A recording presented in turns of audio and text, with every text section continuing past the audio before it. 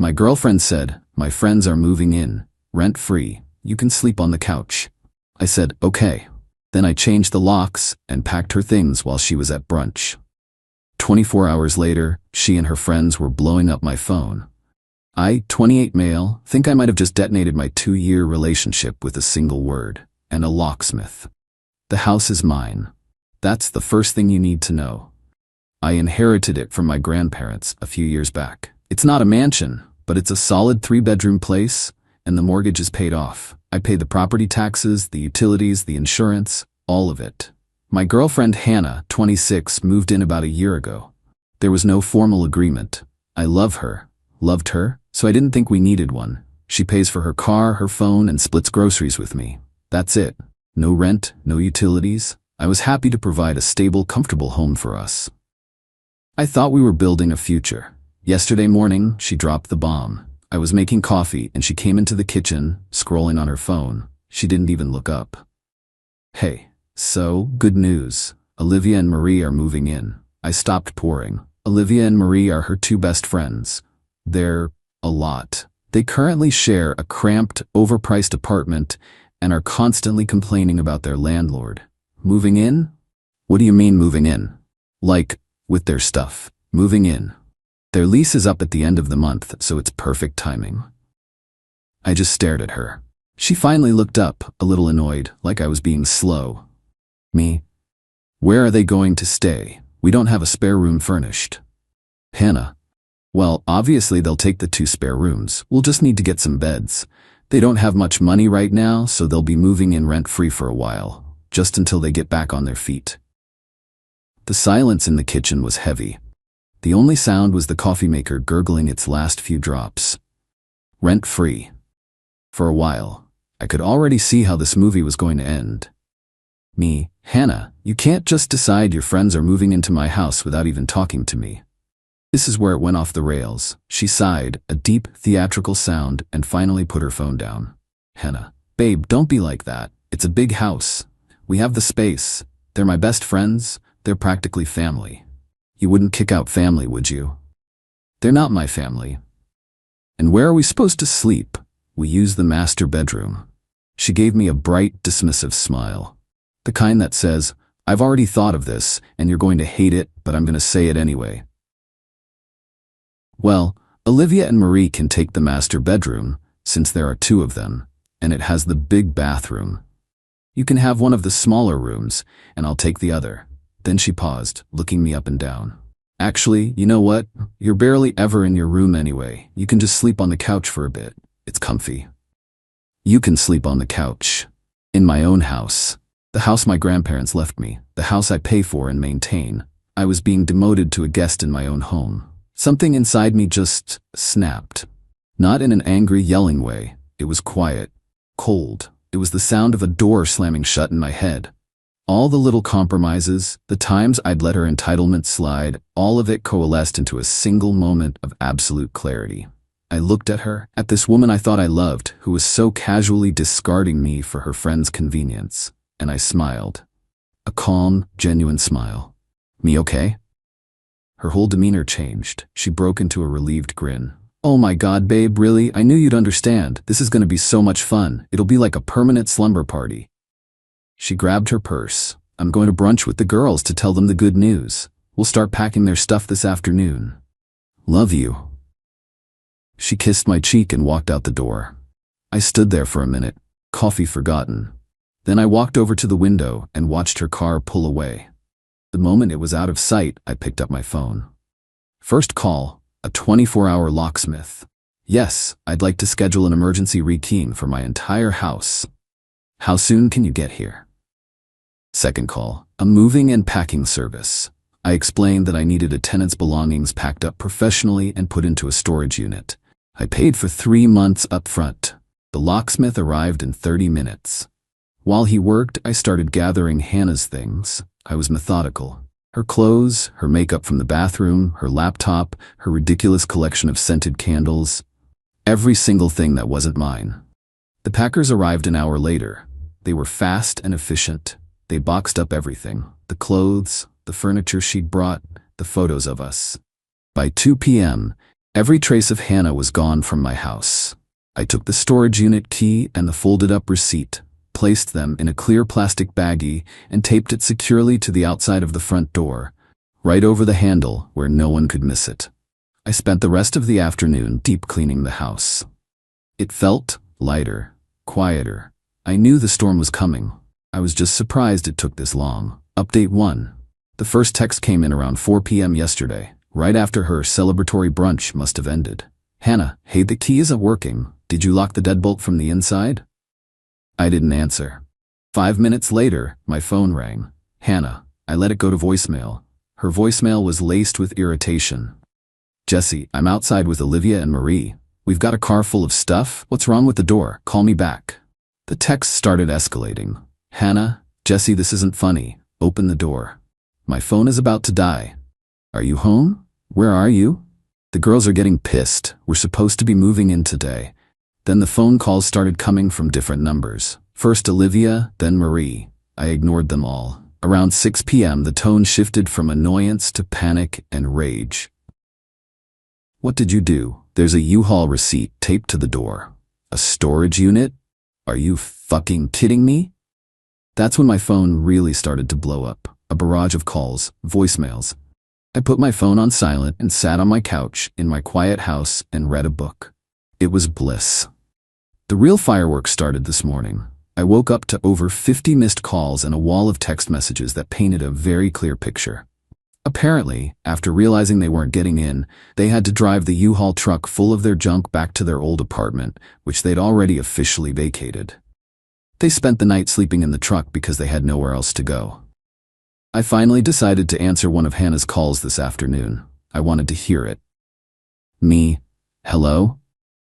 Screaming, practically incoherent. Jesse, you psychopath. You threw me out. You threw out all my things. I didn't throw anything out, Hannah. Your belongings are safe in a climate-controlled storage unit. I paid for 3 months. The key and address were taped to the front door. Hannah, you can't just kick me out. We live together. You know, I live here. You were a guest who tried to move 2 other people in and relegate the owner of the house to the couch. I just declined your new terms of occupancy. There was a muffled sound, and then a new voice was on the phone. Olivia. Olivia, listen to me, you little prick. You can't do this to her. We have rights. Me. What rights are those exactly? The right to live in my house for free? I don't think that's a thing. Olivia. We're gonna sue you for illegal eviction. Great. Tell your lawyer that your friend, who paid no rent and whose name is on 0 legal documents related to this property, was asked to leave after she tried to unilaterally move you in. Let me know how that goes. I could hear Marie yelling in the background, something about me being a toxic monster. Hannah, back on the phone crying now. I can't believe you did this to me. I have nowhere to go. My friends have nowhere to go. You're making us homeless. That sounds like a problem for the 3 of you to solve together. You seemed pretty confident in your collective decision-making yesterday morning. I'm sure you'll figure it out. But I love you. No, you don't. You love what I provide. There's a difference. You were so convinced of your plan that you didn't even consider my feelings. You just assumed I'd roll over. You miscalculated. I hung up. They've been trying to rally support. A few of our mutual friends have texted me, asking for my side of the story. I sent them a single screenshot of Hannah's text where she told me her friends were moving in and I could sleep on the couch. Most of them have gone silent. I feel a strange mix of numb and resolved. It hurts that 2 years of my life ended like this, but the sheer, unadulterated entitlement in their voices. It confirms I did the right thing. This wasn't a partnership. It was a resource to be exploited. The quiet in my house feels like peace. Update 2. It's been an eventful week. The entitlement didn't just knock on the door. It tried to kick it down, both literally and figuratively. 3 days ago, I was working from home when my doorbell rang. I checked the camera. It was Hannah, Olivia, and Marie. Hannah was teary-eyed and looked like she'd been coached. Olivia and Marie stood behind her like stone-faced bodyguards. I answered through the intercom. Can I help you? Jesse, please. Can we just talk? Face to face? I just want to get my things. Your things are in storage, Hannah. I gave you the key. Some things are missing. My grandmother's locket. You probably stole it. A classic move. Accuse me of theft. I calmly replied that I didn't touch her jewelry. I'd instructed the packers to be especially careful with the contents of her vanity, where she kept her jewelry box. I was confident it was safely packed away and inventoried, and I told her as much. The packers are professionals who inventory everything. I'm certain it's all there. Just open the door and let her look, you coward. I'm not opening the door. This is my property, and you are no longer welcome here. This is when Marie decided to try the handle, rattling it violently. Open the damn door, Jesse, or we'll call the cops and tell them you're holding her stuff hostage. I just sighed. Go ahead. I'd love to explain the situation to them. They must have realized it was a losing hand because they eventually left, but not before Marie kicked my front door, leaving a scuff mark. Small, petty, and perfectly in character. The welfare check and the smear campaign. The next day, 2 police officers showed up at my house. My heart hammered for a second, but I kept my cool. They said they'd received a call from a concerned friend who claimed I was unstable and potentially a danger to myself after a bad breakup. I invited them in. I calmly explained the situation, showed them the text messages from Hannah, including the one about me sleeping on the couch. I showed them the scuff mark on the door from her friend. I even had the footage from my doorbell camera of them screaming at me. The officers were professional, but clearly unimpressed with Hannah's antics. One of them actually sighed and said, "So she tried to move her friends in without your permission, and you changed the locks, and now she's claiming you're unstable. Got it."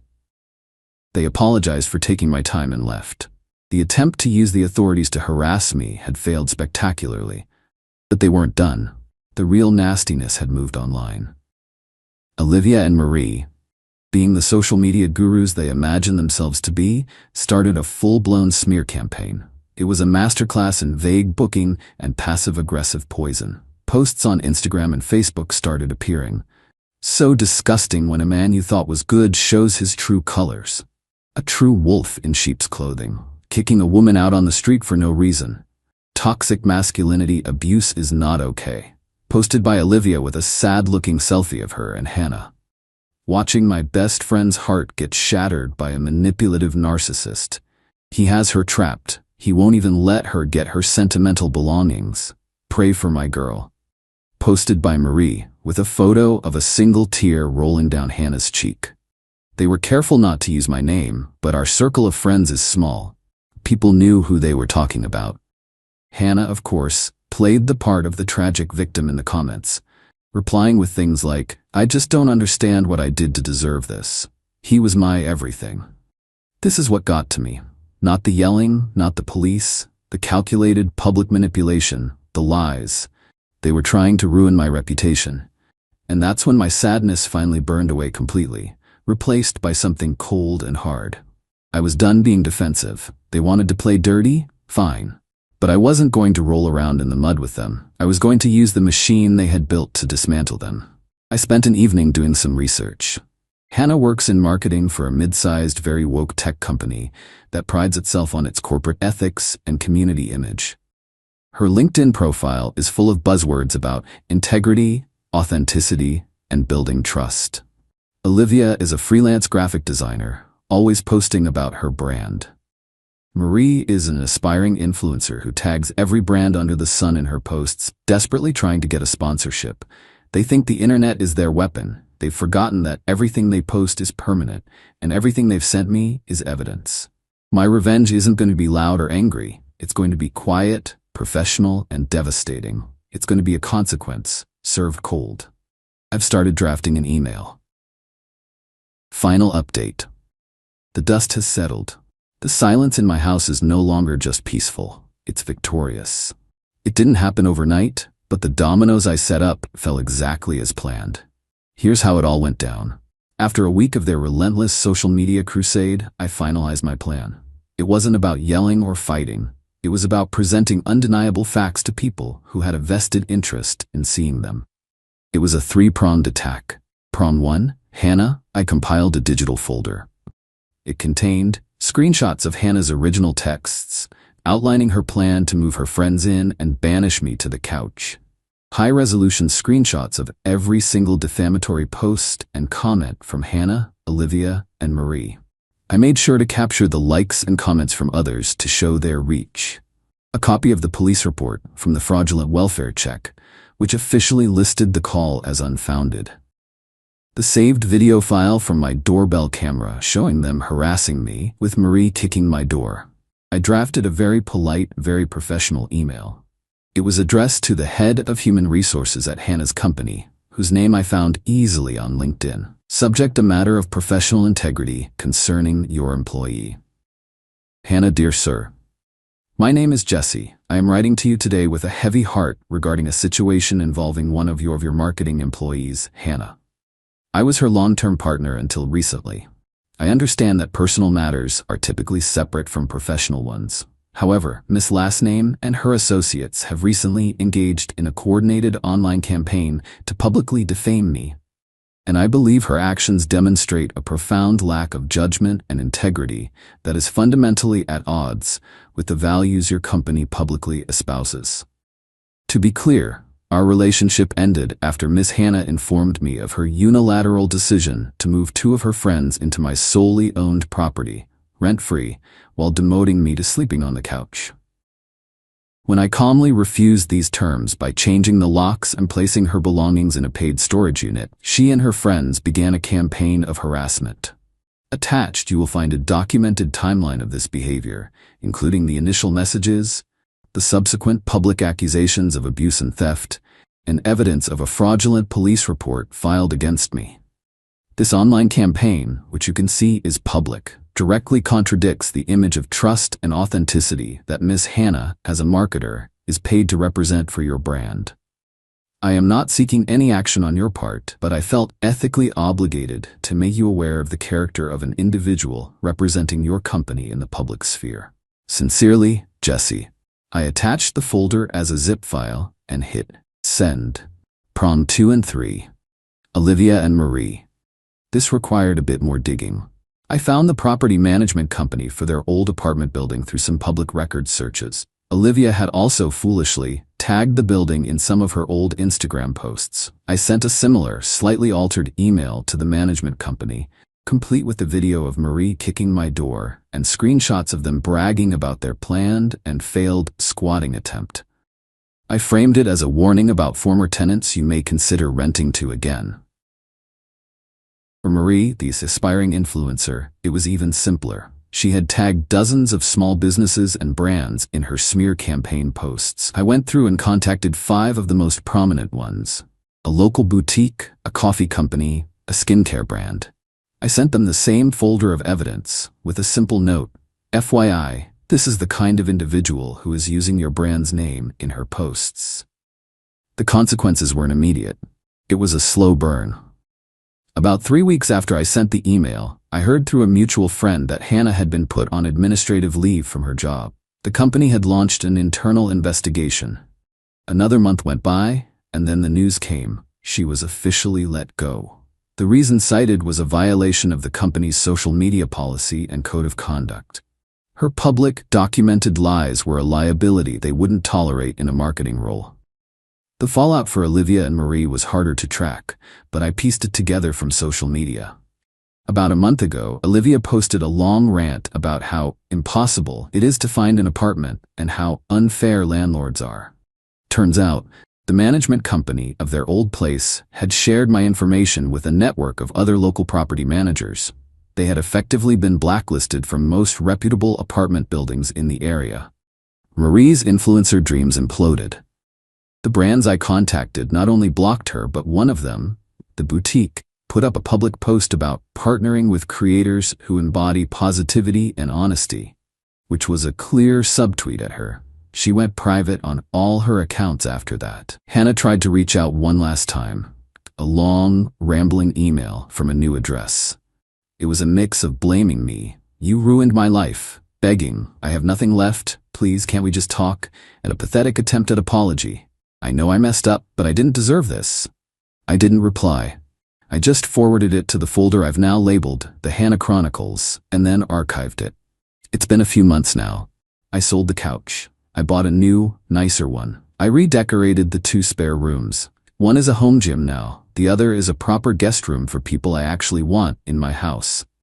My life is my own again. I don't feel happy, not in a giddy way. I feel settled. I feel a deep, unshakable sense of rightness. They made their choices, they broadcast their intentions, they built their own gallows online, post by post. All I did was hold up a mirror. They faced the natural consequences of their own entitlement. And me? I have my quiet house back, and that's a justice I can live with.